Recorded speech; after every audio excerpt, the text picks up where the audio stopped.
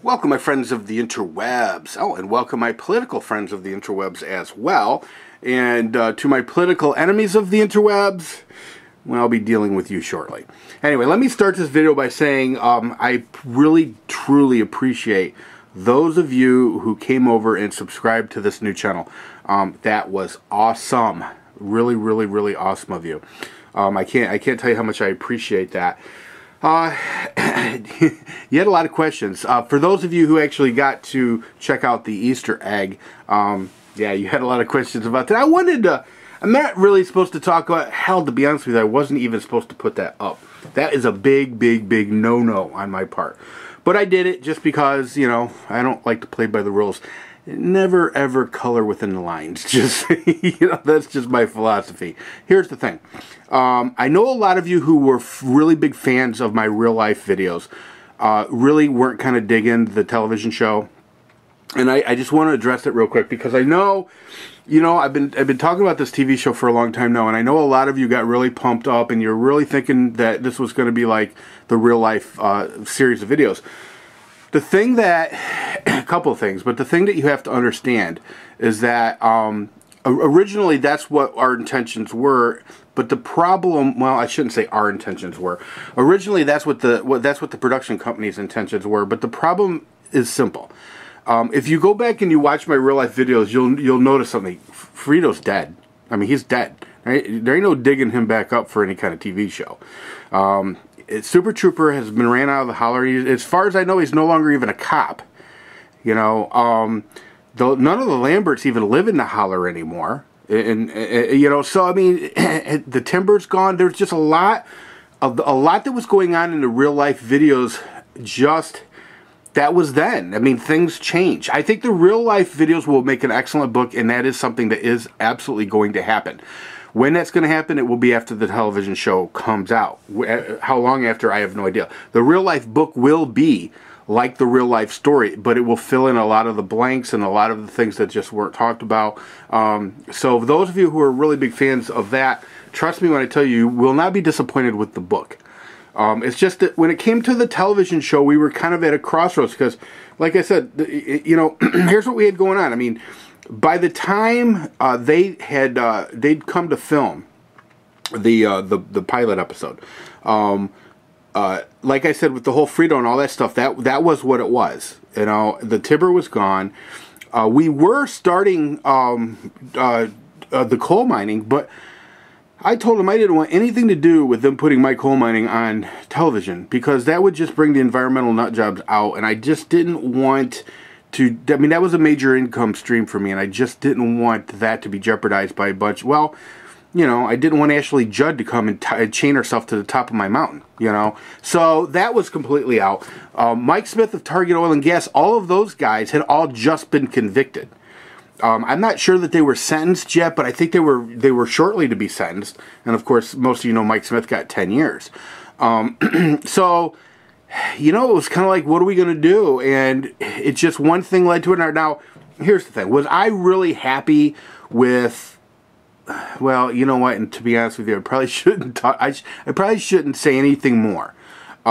Just because I'm under contract with a very large entity, very, very large, and I don't, you know, I mean, I'm a ballsy bastard, and I had already told you guys, you know, I don't like to draw, you know, to color within the lines, but I'm also not stupid. I mean, I don't need to find myself in a major breach of contract deal here. So I think I've told you as much as I could tell you, but I hope that you support me on it.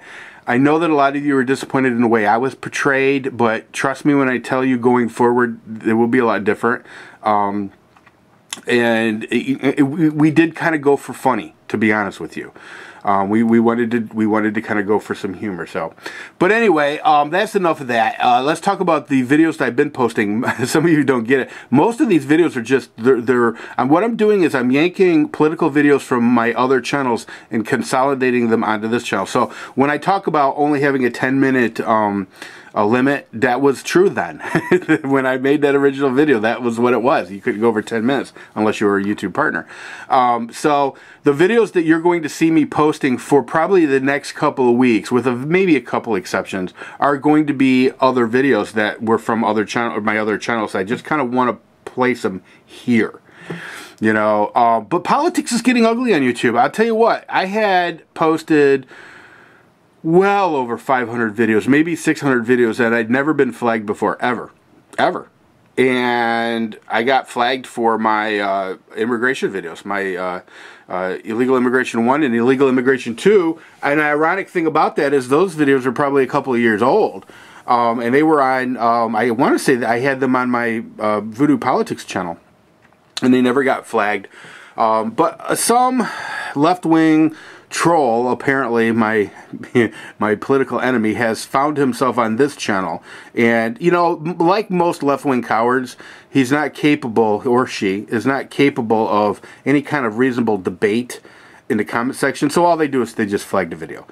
You know, now the only bitch that I got about it is the fact that, you know, YouTube supposedly viewed it and agreed that it was hate speech. And, you know, a couple things. One, no way could they have viewed that. And in fact, in the comment section, if you watch either one of those videos, let me know. Be honest with me.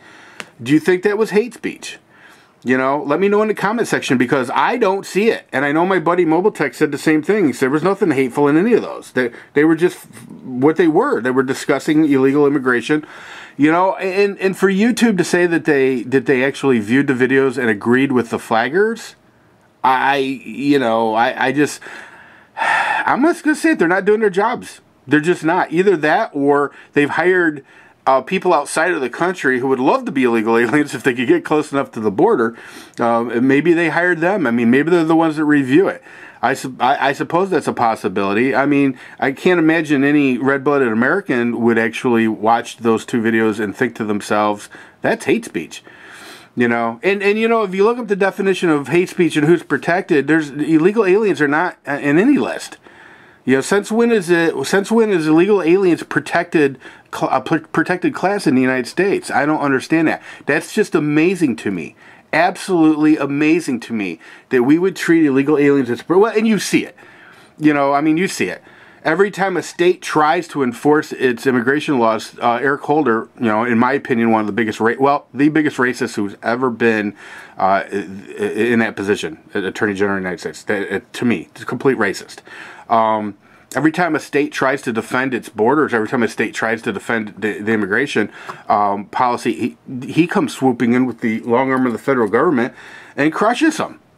That's a whole. I'd love to make another video about that, but here's the thing: I run the risk of being considered a hate monger, you know, and it doesn't have anything to do with hate. And I'm telling you right now, and I've always said this: I support immigration 100%. I support legal immigration 100%. I like most every other person in this country is a product of legal immigration.